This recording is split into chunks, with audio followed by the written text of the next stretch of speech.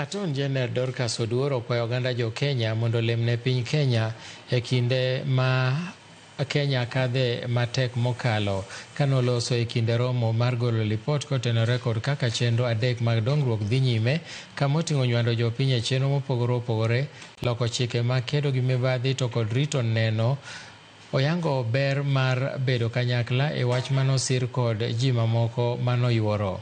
Gikwayo bende piny owacho mondo ochug yore mamoko mag tiyo gi teko mokadho ma ok tiyo gi teko mokadho ka giwacho ni ng'anyo inyalo kwe maonge hinyruok.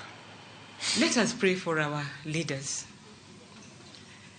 that they may rely on God's grace as they lead us with courage and fidelity.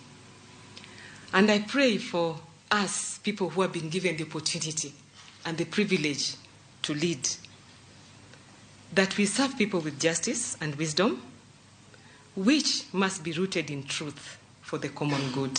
There comes a time in our country, there comes a time in our nation that we must call upon all actors to remember that we are a country guided by the rule of law.